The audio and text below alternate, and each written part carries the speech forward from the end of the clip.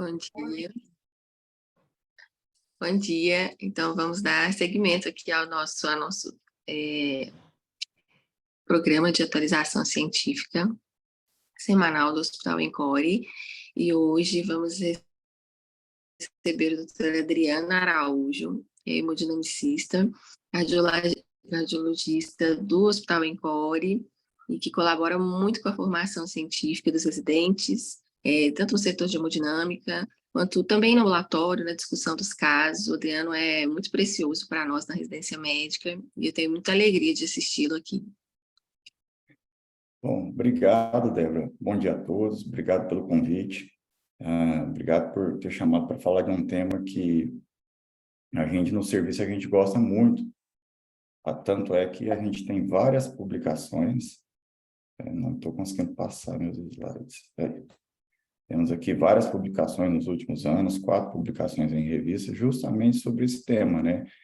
Alguns casos de intervenção, alguns casos de achado em comum, como ARCAPA, em que foi conduzido clinicamente, mas em todos foi feita aí uma revisão, e é algo que a gente tem sempre atenção e fica de olho no serviço. O que interessa a todos é a imagem curiosa, a imagem fora do normal. Bom, essa coronária anômala é uma alteração felizmente rara, com incidência baixa, menor do que 0,7%. Muda na literatura, conforme o autor, mas sempre é uma incidência muito rara, muito baixa. Mas mesmo sendo rara, ela ainda é de muita importância, porque é a segunda causa de morte súbita cardiovascular em atletas jovens, perdendo apenas para a cardiomiopatia hipertrófica. Ela pode ser uma condição benigna, e felizmente na maioria das vezes é benigna, nada tem que se fazer, ou ela pode ser potencialmente grave e até mesmo letal. A origem e o terço proximal dessa coronária são preditores importantes da gravidade dessa condição. Então, a gente sabe que coronárias com origem muito alta, já fora do seio coronário, acima ali da junção sinotubular, ou que saem muito anguladas, fazendo um formato de fenda na origem, devido a essa angulação muito aguda na sua origem anômala, estão implicados com gravidade e riscos para esse indivíduo. Da mesma forma que o trajeto interarterial, que a gente vai detalhar mais à frente, e a hipoplasia dessa parte proximal da coronária também podem levar à isquemia e riscos para esse indivíduo. O diagnóstico ele é bastante difícil, porque na maioria das vezes os pacientes estão assintomáticos a vida toda e o primeiro sintoma pode ser uma morte súbita. Um quadro realmente impactante, né? Porque o indivíduo vinha saudável, fazendo atividade física e a gente às vezes vê aí nos telejornais, na mídia, alguém que caiu em campo, alguém que durante uma atividade física intensa teve um mal súbito. Bom, mas antes de mais nada é preciso a gente entender o normal para a gente dizer o que é o anormal, né? O normal é a coronária direita ter origem no seio coronário direito, correr no sulco atrioventricular para a região posterior, tá, do coração. Enquanto a coronária esquerda tem origem no tronco da coronária esquerda, no seio coronário esquerdo, e ela se subdivide em artéria descendente anterior, que vai correr sobre o septo interventricular, e artéria circunflexa, que vai correr posteriormente também no sulco atrioventricular. Então, esse é o conceito de normal, e é o que a gente vê no nosso dia a dia no laboratório de hemodinâmica. Então, aqui o catéter na coronária, ele perdeu o looping, na coronária direita, né? Fazendo aqui, então, a injeção de contraste, a gente vê enchendo toda a coronária direita, ela correndo todo esse segmento no sulco atrioventricular. Aqui a artéria descendente anterior.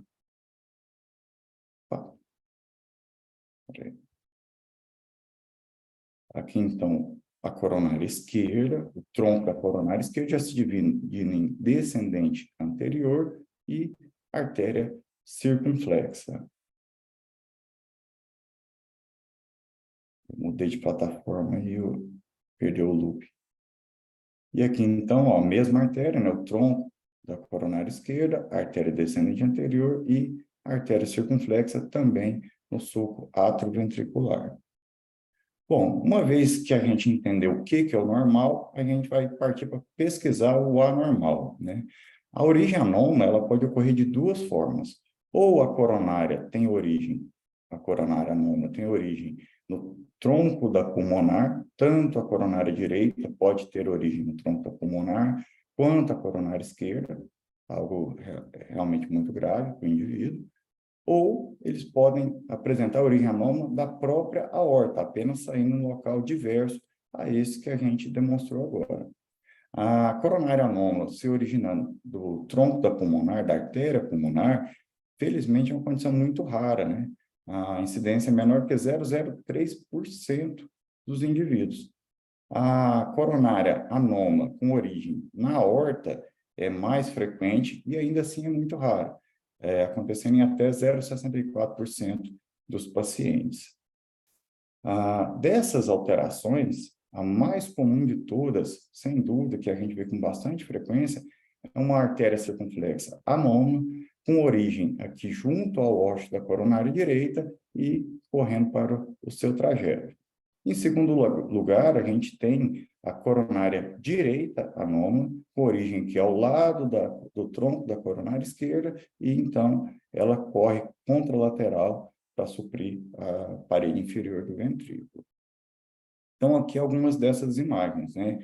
A primeira delas, um caso de coronária anômala com origem no tronco da pulmonar. Eu vou pausar a imagem, porque ela não está em looping, para ficar melhor para vocês verem.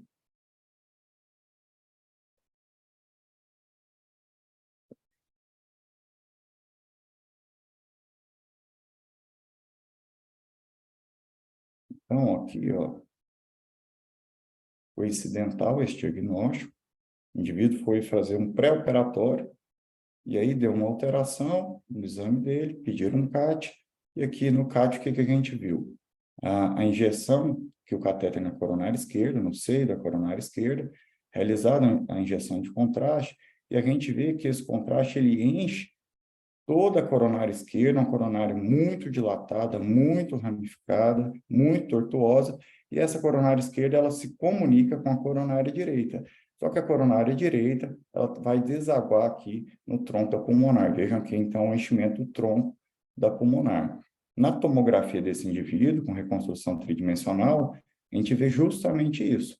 A coronária esquerda está aqui por trás, com origem normal, o seio coronariano esquerdo, bastante ectasiada, né? Esses vasos, eles crescem bastante e eles emitem colaterais para a coronária direita, que está aqui saindo, tendo a sua origem no tronco da pulmonar. Vejam bem que o tronco da pulmonar, aqui é a aorta, e a coronária direita com origem no tronco da pulmonar.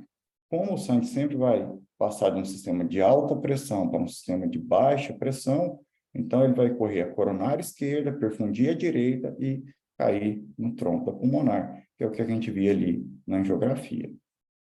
E, como a gente disse, pode também haver alterações, origem anômala, onde a coronária vai se originar na própria aorta e não no tronco pulmonar. Felizmente, isso é mais frequente. Aqui uma angiografia rotacional, uma coronária única com origem no seio coronariano direito. Então, aqui a gente tem o catéter apoiado nesse tronco comum, nesse tronco único.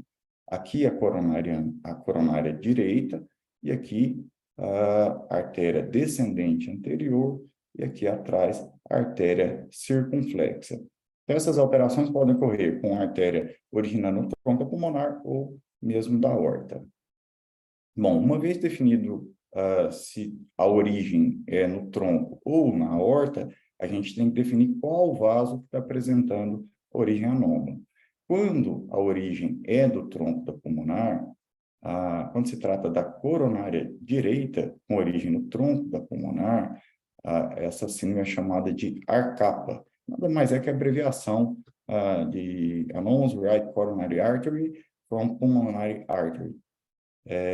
Então, vem do inglês, essa síndrome ela é bem infrequente, ocorrendo em 0,02%, esse caso que a gente demonstrou agora, e na maioria das vezes há uma grande rede de colaterais de comunicação da coronária esquerda com a coronária direita.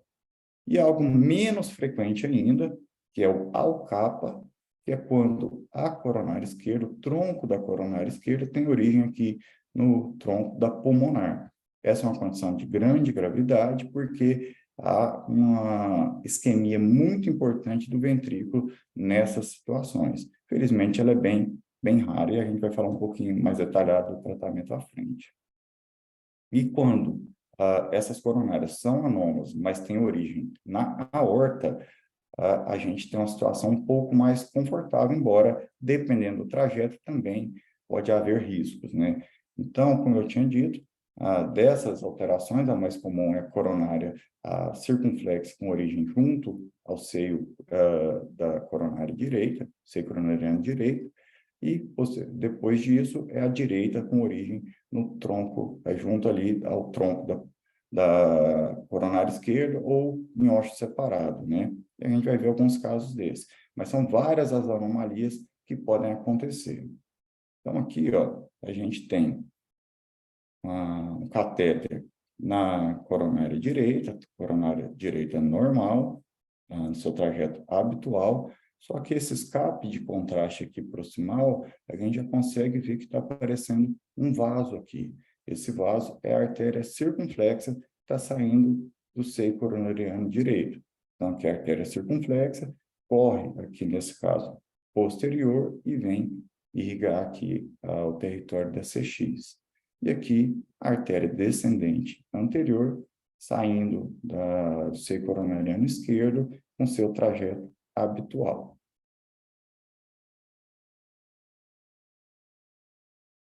Aqui a gente tem um outro exemplo, mas nesse caso aqui, o que ocorre é que a coronária direita, ela tem origem no seio coronariano esquerdo. Então, aqui o catéter está bem próximo do tronco da coronária esquerda e pegando aqui a coronária direita, que ela tem esse trajeto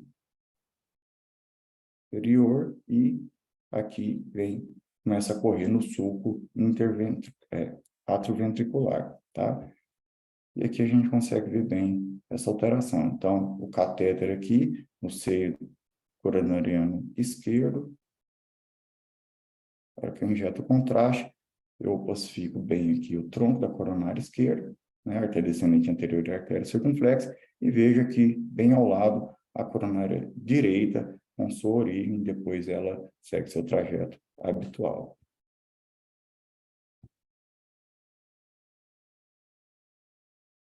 Bom, aqui um outro exemplo, todos os casos do serviço, tá? Em que a gente tem... Tá?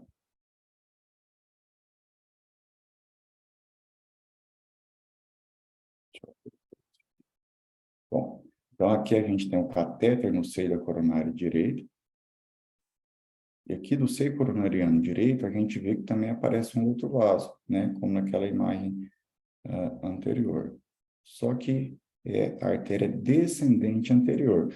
E vocês podem notar que ela, embora não saia com uma angulação muito grande aqui proximal, ela tem um aspecto de compressão desse segmento proximal do vaso, o que pode ser um grande risco para esse indivíduo. Ele pode ter alterações isquêmicas, pode ter morte súbita, pode ter um evento, principalmente durante prática de exercício.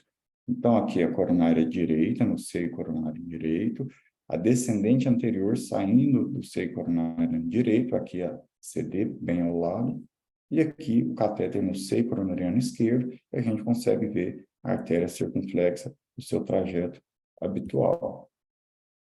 Aqui um outro caso também bastante interessante, em que a gente tem a coronária direita aqui no seu trajeto habitual, no seio coronariano direito, uma atresia do tronco da coronária esquerda, pode ver que tem um pequeno vaso aqui, algo bem rudimentar, e a coronária esquerda, ela tem origem no seio coronário direito, corre então para o lado habitual, e aqui a gente tem a descendente anterior e a artéria circunflexa. Esse indivíduo, inclusive, tinha lesões graves aqui nesse segmento, e foi tratado e foi alvo de uma das nossas publicações. E aqui é aquele caso que eu tinha mostrado da angiografia rotacional, só que agora uma angiografia habitual, em que a gente tem uma coronária única né, saindo do seio coronariano direito. Vou pausar aqui. Aí.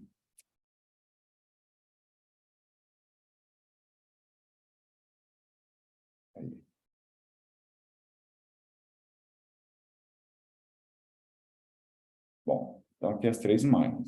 A coronária única, com origem no seio coronariano direito, a artéria coronária direita aqui, no seu trajeto habitual, e aqui a gente tem esse segmento que vai levar a artéria descendente anterior e a artéria circunflexa. Então, aqui a artéria descendente anterior e a artéria circunflexa, todas saem de uma coronária única no seio da direita. Vou tentar pausar cada imagem para eu conseguir passar. Esse é um paciente que foi atendido num quadro de síndrome coronária aguda, e na hora de fazer o cateterismo desse indivíduo, se percebeu que ele apresentava as três coronárias saindo do seio coronariano direito. A artéria culpada, que a gente consegue ver aqui, é a coronária direita, tem uma imagem sugestiva de trombo. Então, aqui a gente tem a coronária direita, certo? Aqui a gente já vê a sombra da artéria circunflexa, que aparece melhor aqui, melhor canulado aqui, e aqui a gente tem a artéria descendente anterior. Então, as três coronárias tinham origem separada do seio coronariano direito. Bom, uma vez definido, então, o vaso que está apresentando essa anormalidade, a gente deve definir, então, o trajeto coronário. Por quê? Isso aqui vai influenciar diretamente no tratamento. Existem 4 possibilidades de trajeto de uma coronária anômala, né? Então, o trajeto posterior, nesse caso aqui, uma coronária única, que tem origem no seio coronariano direito, que é o caso que eu apresentei agora há pouco, e ele passa atrás da aorta, né? Que é o trajeto posterior. E vai, então, irrigar e emitir a artéria descendente anterior e a artéria circunflexa. Tem ainda a possibilidade do trajeto anterior, onde, nascendo aqui no seio coronariano direito, vai sair a coronária direita, a artéria descendente anterior e a artéria circunflexa, mas sem passar e ser comprimida aqui entre as grandes artérias. O trajeto interarterial, onde a coronária anômala ela vai correr entre a aorta e a pulmonar, a artéria pulmonar. Isso aqui é um risco, porque pode haver compressão dessa artéria, principalmente durante um exercício físico muito intenso, e levar o paciente a uma parada cardíaca e um quadro de morte súbita, né? E o quarto trajeto, mais difícil de definir, mas bem visto na tomografia, é o trajeto septal ou intramiocárdico, onde a coronária anômala ela vai cruzar pelo septo interventricular até o lado contralateral. Bom, o diagnóstico desses indivíduos é feito muitas vezes de uma forma tardia, quando ele tem algum evento, ou eventualmente algum indivíduo pode apresentar sintomas, embora seja raro. A história clínica é muito pobre, o paciente geralmente é oligosintomático, e dentre os sintomas que podem ocorrer são angina, sim, principalmente durante a execução de um exercício físico muito intenso, ou paciente com morte súbita abortada, e aí durante a investigação identifica-se essa coronária anômala. Para a investigação, o melhor método realmente é a tomografia, ela é superior à coronariografia para definir, porque pela tomografia eu tenho maior resolução espacial, eu consigo ver melhor o trajeto dessa coronária, consigo identificar de qual vaso ela está tendo origem e se tem alguma alteração na origem e nesse segmento proximal dessa coronária, se ela sai muito angulada, se ela está sendo comprimida entre a aorta e se ela tem um trajeto maligno entre a aorta e o tronco pulmonar, então eu consigo ver bem isso. E somado à tomografia, em alguns casos é importante realizar uma cintila, um eco ou uma ressonância com estresse físico, é fundamental que seja estresse físico, para avaliar a ocorrência de isquemia. Por quê? Às vezes essa coronária anômala, ela não tem um trajeto maligno, mas ela tem uma condição onde ela está causando isquemia miocárdica. e isso é conhecido como fator de risco para morte súbita. Dentre os tratamentos, o tratamento de escolha para esses indivíduos é a cirurgia cardíaca, né? Então, indivíduos em que têm a origem da coronária esquerda, do tronco da pulmonar, esse é um indivíduo com indicação clássica para cirurgia, deve ser operado o quanto antes, porque realmente ele tem um risco muito grande de morte súbita. Aqueles indivíduos em que a coronária direita tem origem no tronco da pulmonar, se ele for sintomático, ele também tem indicação cirúrgica, onde é feito o reimplante dessa coronária. Quando não é possível fazer o reimplante da coronária, é feita, então, a anastomose, como a gente vê nos pacientes revascularizados, com safena, com enxertos arteriais, etc., a critério do cirurgião. Bom, naquele indivíduo que tem a origem da coronária direita, do tronco da pulmonar, mas ele é assintomático, só que apresenta já alguma disfunção do ventrículo ou isquemia atribuída a essa coronária anômala, ele também está indicado cirurgia nesse caso. Aquele paciente que a gente descreveu agora há pouco, ele tinha a capa, ele era assintomático e ele tinha um teste ergométrico alterado. Ele realizou depois exames de avaliação de isquemia com cintilografia, que não apresentou isquemia na cintilografia e foi, então, conduzido clinicamente. Bom, em relação às alterações em que a coronária anômala, ela tem origem na aorta, se o indivíduo apresentar angina típica e evidência de isquemia, esse indivíduo deve, então, ser submetido a uma cirurgia. Aqueles indivíduos que têm origem anômala da aorta, seja da CD ou da coronária esquerda, mas ele é assintomático, só que tem evidência de isquemia, ele também deve ser encaminhado para o cirurgião para avaliação e programação de cirurgia, com um nível de evidência 2A. E aqueles indivíduos em que a coronária esquerda tem origem anômala, também da aorta, ele é assintomático, mas o trajeto é interarterial, ou seja, aquele trajeto maligno, esse indivíduo, mesmo sendo assintomático, mesmo não tendo prova, evidência de isquemia, devido a esse trajeto maligno, ele deve sim ser encaminhado para a cirurgia. Então, a cirurgia é, a princípio, o tratamento de escolha. Em aqueles casos em que não dá para fazer cirurgia, é possível o tratamento percutâneo? É sim, o tratamento percutâneo é factível, a gente vê isso em alguns relatos, inclusive relatos realizados aqui no nosso serviço. No entanto, para casos selecionados, são pacientes que, por algum motivo, não têm uma boa condição cirúrgica ou não pode ser encaminhado para cirurgia cardíaca. É uma situação de exceção, porque a gente não conhece como vai se comportar o estente nessa situação de estresse a longo prazo. Geralmente, esse paciente está sendo abordado, ele tem um trajeto maligno, interarterial, persistente, implantado ali, ele teria compressão ao longo do tempo, e a gente não sabe se ele poderia isso levar a uma fratura, algum tipo de problema com a estrutura desse estente. Ou outros casos que são realizados são quando a coronária ela sai muito angulada, levando a uma estenose do ósseo, né? Então, a gente também não sabe o comportamento a longo prazo dos estentes nesse tipo de situação. A princípio, o follow-up pequeno que a gente tem, os pacientes evoluem muito bem, né? Mas a cirurgia cardíaca ainda se mantém como a principal indicação de tratamento.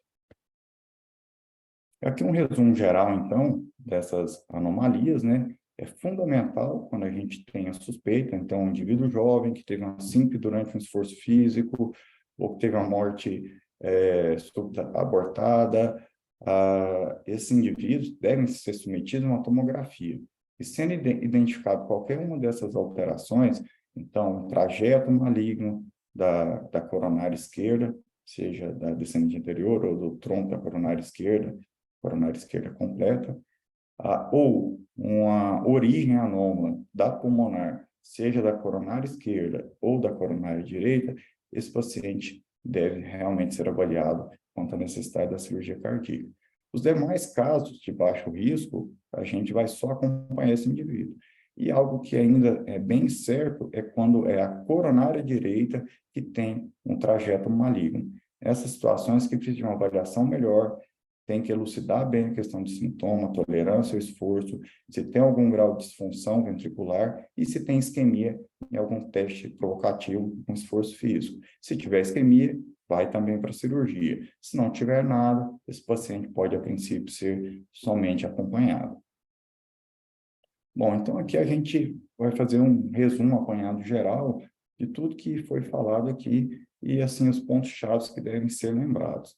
Então, sempre que um paciente jovem está se apresentando com angina ou teve sim, principalmente durante um exercício, ou morte súbita abortada, deve-se levantar essa suspeita de uma possibilidade de coronária anômala e realizar a investigação desse indivíduo. O diagnóstico anatômico é feito com a tomografia de coronárias, um exame realmente que dá uma imagem muito bonita e define, de uma vez, essa anatomia.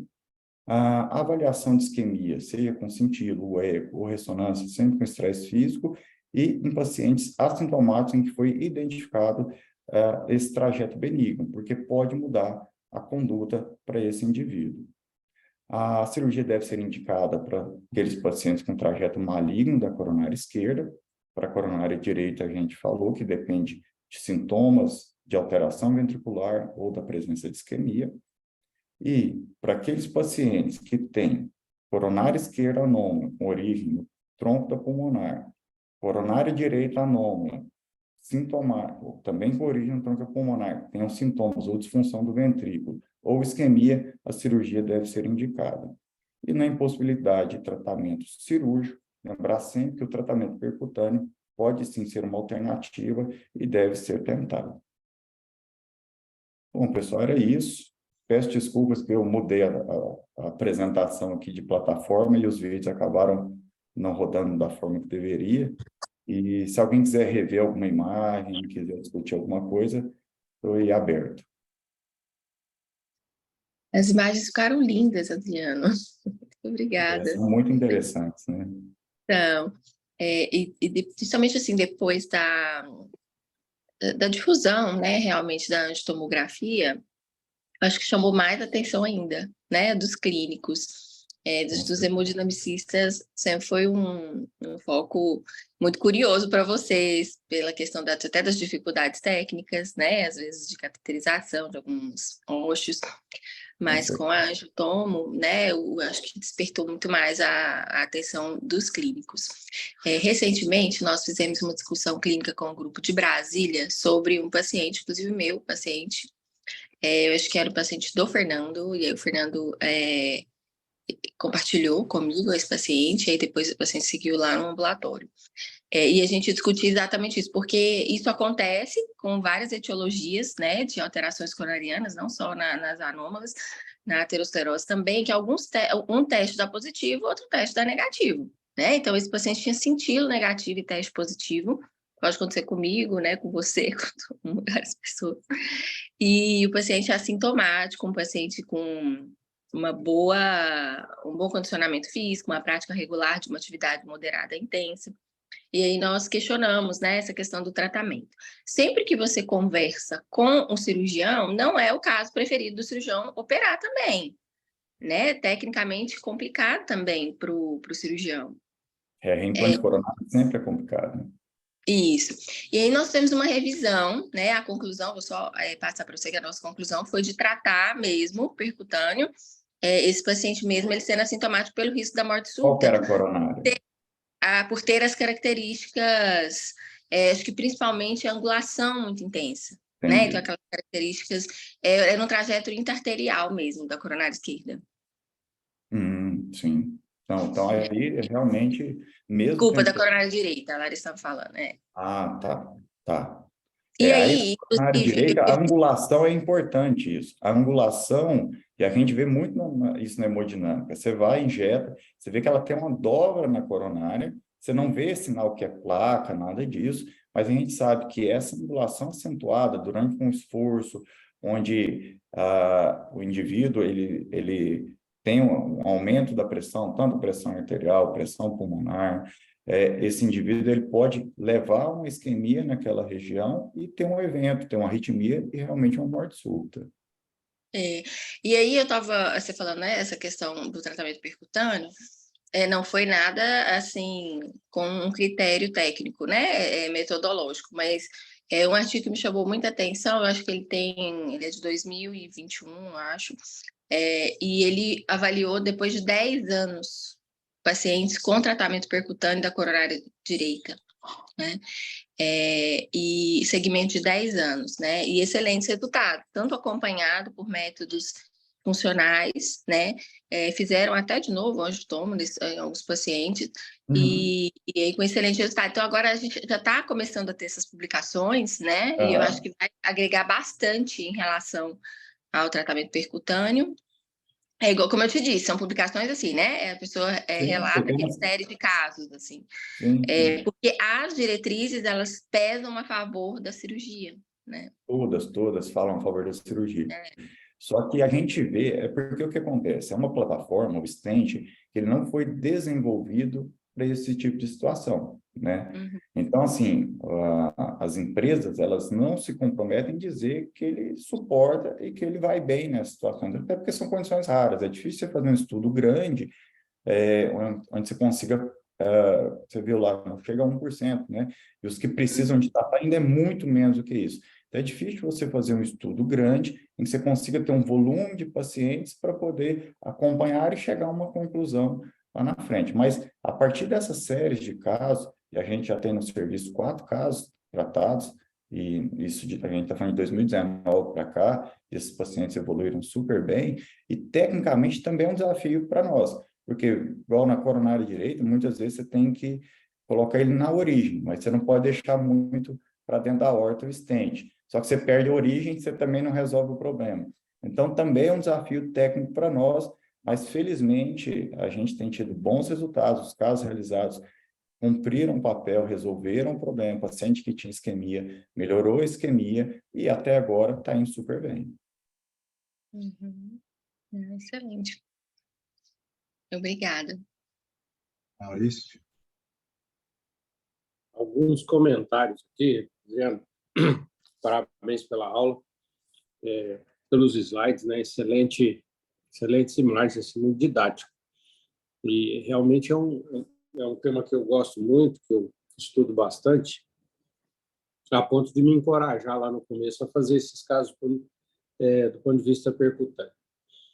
Um comentáriozinho sobre Alcapa e Arcapa, que é as origens da artéria pulmonar. Em geral, esses casos se apresentam no recém-nascido, né? São aqueles recém-nascidos que desenvolvem insuficiência cardíaca. É muito difícil, como esse caso que você mostrou, e eu me lembro bem que na época a gente ficou espantado, né? Ele tinha 70 e poucos anos, se eu não estou enganado.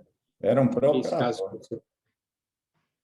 Isso não é comum. O comum da Arcapa e Alcapa, da origem anômala da artéria pulmonar, a apresentação é insuficiência cardíaca no recém-nascido, e é um caso cirúrgico desde o nascimento, em geral. Bom, sobre as outras coronárias, originando da aorta, e sobre o tratamento, o comentário que eu queria era reforçar o que vocês já disseram, Débora, vocês já disseram, assim, a gente vê em diretriz que o tratamento é cirúrgico, mas se você aprofundar no fundamento da diretriz, são todos muito pobres do ponto de vista de sustentação científica. Todos são baseados em alguns relatos de casos. E você bem explicou o motivo, né? Uma incidência muito baixa do evento, se acaba não gerando evidências, né? Então, a gente tem diretriz, mas não tem evidência científica forte. Pode dizer que a evidência tudo é safe. Todas são safe. Tudo é consenso especialista. Consenso especialista baseado no histórico. Por quê? Porque, historicamente, a cirurgia aborda esses casos há mais tempo, não necessariamente mais efetivamente. E quando a gente começou a fazer percutâneo, a gente viu que havia um ou outro caso na literatura, foi entendendo que havia essa possibilidade segura, né? Então, eu acho que isso vai demorar a virar uma diretriz, né? Como diz lá o chefe das diretrizes de valvopatias do ECC, diretriz é que nem salsicha, né? Se você vê como é feito, você não come nunca. Então, eu acho que é importante a gente saber disso, não é uma crítica as diretrizes, porque elas servem para nos dirigir, mas é um alerta, né, de que nós devemos ter aquele olhar atento sempre, temos que ponderar sempre cada caso. E nos casos que a gente fez, eles não eram casos de alto risco cirúrgico, eles foram casos que a gente explicou bem, junto com o próprio paciente, a família, e eles optaram por fazer, e por escolher essa opção. A gente entendeu que havia a possibilidade técnica de fazer, realmente não é fácil, como você colocou, posicionar ali o stent não é como a gente posiciona todos os dias, a quantidade de stent que você deixa na aorta.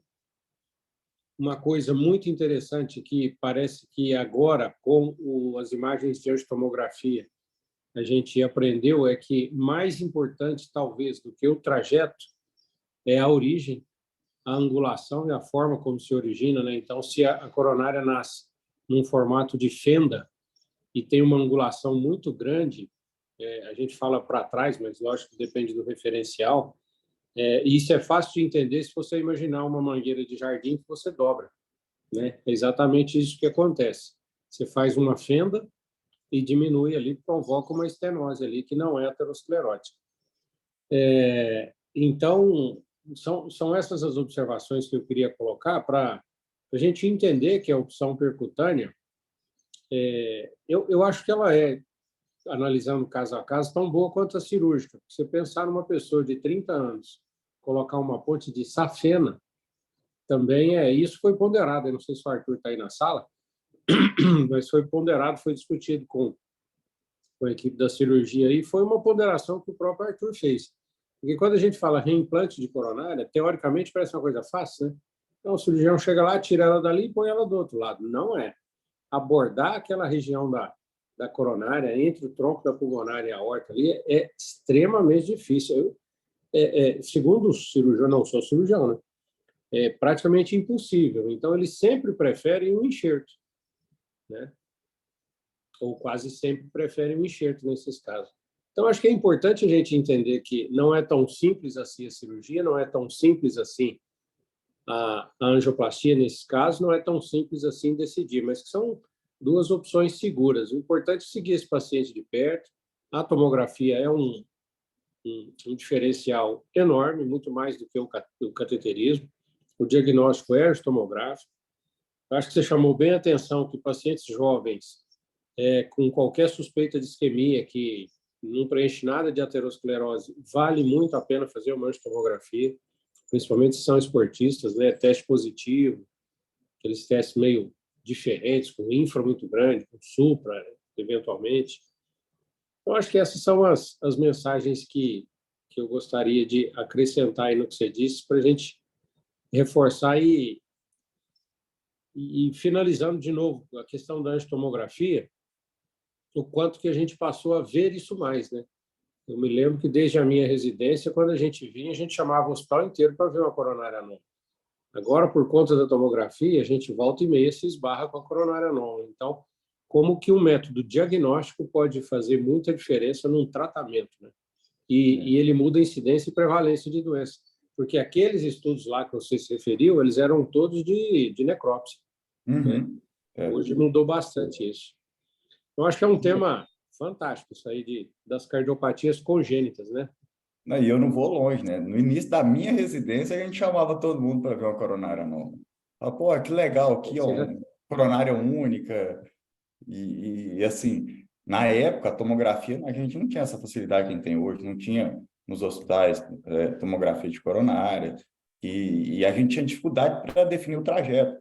Às vezes, a gente tinha que fazer um acesso, até uma das técnicas, né? Você faz um acesso venoso, deixa uma guia no tronco da pulmonar, para você ter uma referência tridimensional, para saber por onde aquela coronária está passando, né? Mas você não consegue identificar se é interarterial ou septal, por exemplo, às vezes fica difícil de definir. Então, assim, a angiotomografia realmente foi uma revolução, são imagens belíssimas, para quem gosta do assunto, realmente se encanta, né? Não tem como não chamar a atenção. E, às vezes, para quem tem um pouquinho de dificuldade de ver, bagunça tudo, igual tipo na arcapa ou mesmo na alcapa, em que há uma tortuosidade e uma ectasia muito grande dessas coronárias, vira uma bagunça para você entender o que está acontecendo ali. mas com cuidado, com um exame caprichoso ali, você consegue identificar. E, obviamente, na tomografia, essa resposta é fácil. É isso mesmo. Boa. Muito Adriana, bom. deixa eu te fazer, eu quero fazer umas perguntas de origem técnica aqui mesmo, para discussão aqui de como conduzir isso. Então, se o cardiologista te encaminha esse paciente, você descobre esses eventos e, por exemplo, opta pelo implante de um stent num trajeto anômalo desses intraarterial, por exemplo, intraarterial. Aí, nessas condições, eu ia te perguntar assim, o que você acha, então, você que é hemodinamicista, do acompanhamento? Quando repetir e como repetir? Porque eu fico pensando assim, a angiotomografia ainda vai responder isso, uma prova de função, tipo a cintilografia, ou aí, eventualmente, uma nova angiografia?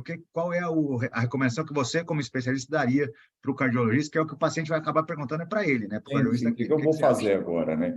Então, É. eu acho que assim, primeira coisa, acompanhar com o cardiologista questão de sintomas, ver se acabaram os sintomas, e qualquer sinal de retorno desses sintomas é um sinal de alerta, o paciente tem que ser reinvestigado, tem que ser reacessado de alguma forma. Após a realização do procedimento, eu acho que um tempo aí de 6 meses é um tempo muito bom para você avaliar se essa isquemia sumiu completamente, se desapareceram todas aquelas alterações que o paciente vinha tendo, mas isso por meio de exames provocativos, né? No consultório, ele tem que comparecer antes para saber. Primeiro, conferir o uso da medicação que ele tem que usar com o implante do stent, ver em relação ao esforço. Eu acho que pôr o paciente para fazer uma atividade física monitorada é importante nesse princípio, que você vai vendo a condição e a melhoria, porque esses pacientes, quando têm isquemia, na maioria das vezes, eles desenvolvem arritmia, várias coisas relacionadas a essa isquemia. E, a longo prazo, a realização de um cateterismo de check-up, de revisão, não há necessidade disso, até porque, como a gente disse aqui, a tomografia realmente tem uma definição muito melhor. O que se pensa, o que se pode acreditar que pode acontecer a longo prazo, que é um certo receio que tem, é a fratura desse stent colocado, porque a gente não sabe, ao longo do tempo, a cada batida, por quantas vezes ele vai tolerar aquele movimento recorrente, entendeu? Mas o que a gente tem visto é que a fratura de stent, infelizmente, é muito rara de acontecer. Mesmo esses stents mais modernos, stents da estrutura mais fina, eles têm uma liga realmente muito resistente. Você acha que quando implanta o stent, no momento do implante, é válido fazer um ultrassom, um OCT depois para ver como ficou esse resultado ou não é importante? O que você acha? Logo no momento que você optou pela intervenção e colocou o stent, você acha que é o caminho para a gente poder? A gente até discutiu isso, se vale a pena padronizar essa técnica, já que é uma coisa ainda off-label. E eu acho que assim como o tronco da coronária esquerda, há uma década atrás seria desafiador fazer um stent, hoje já é lugar comum, pela ciência mesmo mostrando isso. Então, o quanto nesse começo desse processo fazer um exame de imagem reforçaria isso? Muito boa a sua pergunta. E, assim, a correlação que você fez também é muito precisa. Hoje em dia, a angioplastia de um tronco de coronária esquerda, que é uma área muito sensível, que a gente sabe que o resultado tem que ser ótimo, porque tem risco para o paciente, é mandatório fazer com exame de imagem, né? Da mesma forma, se a gente for transpor para essa coronária anômala, eu estou tentando evitar a morte súbita do indivíduo. Então, se eu otimizo o meu implante do stent utilizando o método de imagem, com certeza, eu não tenho dados, mas assim, pensando que no tronco da coronária esquerda isso reduziu a mortalidade e o racional é o mesmo, muito provavelmente você vai, com certeza, reduzir eventos para esse indivíduo, vai melhorar o implante, vai evitar que ele tenha que passar no futuro por outros procedimentos. Concordo plenamente, Adriano. Acho que o IVUS ou o OCT ajuda demais para você, mesmo programar antes, né? E aí a angiografia ela tem muita limitação, né? Às vezes você acha que o stent está lindo, e aí a hora que você passa um OCT ou um IVUS, você vê lá tem uma haste que está solta, que não está bem apoiada na parede do vaso, ou uma área que não expandiu adequadamente, pode expandir melhor. Enfim, tem como melhorar o seu procedimento, a qualidade do seu implante. Perfeito. Tem casos que você consegue ver a compressão. Consegue. E a gente pensa em trajeto intramiocárdio, né? Na ponte miocárdica, o stent tem a placa que você põe, você vê lá a compressão em cima do stent. Isso pode tanto programar a intervenção, como conferir o resultado imediato para você saber se vai ficar mais tranquilo ou menos tranquilo, ou se vai ficar perto do cirurgião. Exatamente. E assim, é um desafio de alguma forma, Juliano, porque as fontes pagadoras não querem liberar.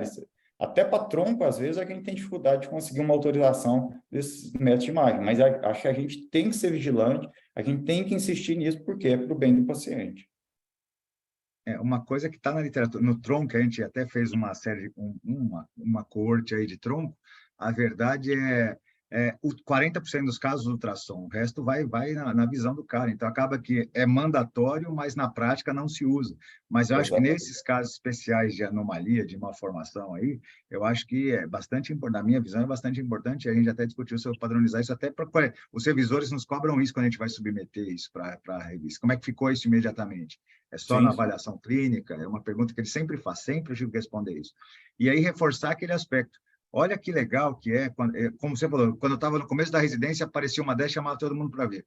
E a gente depois criou esse hábito de documentar esses casos. Então, a gente já tem aí uma casuística aí de algumas publicações aí sobre o assunto, e é importante associar, encontrar alguma coisa diferente com trazer alguém e o grupo relatar isso cientificamente, porque isso agrega valor ao grupo e aos colegas que um dia vão se deparar com a mesma coisa e vão falar, o que eu faço? Como essa aula aqui, respondendo essas perguntas no final, quem for assistir isso no futuro no YouTube vai falar, poxa, então é assim que os caras sugerem, e aí consegue entrar em contato com qualquer um de nós. Então, fundamental esse encaminhamento para publicação também, deixar isso. E uma coisa legal, Juliano, você falou aí, eu fazendo revisão, eu tenho um arquivo de imagens que eu fui formando ao longo da residência, e aí, muito tempo que eu não mexia, né?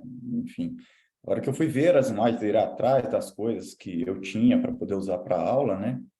Nesse banco de imagens, tem muita coisa ali que a gente pode gerar publicação e que estava ali esquecido, porque na rotina você acaba... Então, assim, só de coronária anômala eu devo ter lá uns 15 casos guardados.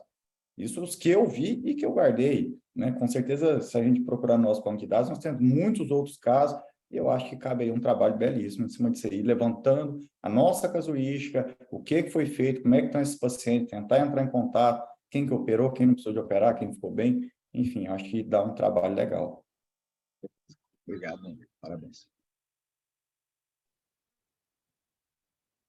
Aí, Mais então. alguma pergunta, gente? Então, a doutora Débora, fica à vontade. Muito obrigada, Adriano. Muito edificante, né, a sua apresentação. E tem uma frase do Charcot que eu gosto muito, que ele fala o seguinte, que a doença é antiga, ela está lá há muito tempo, ela existe há muito tempo. Ela é a mesma, ele ainda cita assim, ela é a mesma e ela existe há muito tempo. O que muda é a maneira como a gente olha para ela, né? Eu acho que nas anomalias de coronário, com essa nova proposta, né, de tratamento, e eu sempre falo que a hemodinâmica é aquele clichê do alvo movimento, porque os stents melhoraram, as técnicas melhoraram, né, com os complementos de imagem intracoronariana. Então, eu tenho certeza que daqui a uns anos a gente vai assistir essa aula e vai falar aí, ó, tá vendo? Bem que a gente falou que tá bom? Bom dia a todos, muito obrigada novamente, Adriana, a todos vocês. Ótima Bom dia, semana. obrigado. Bom dia, Tchau. pessoal. Obrigado.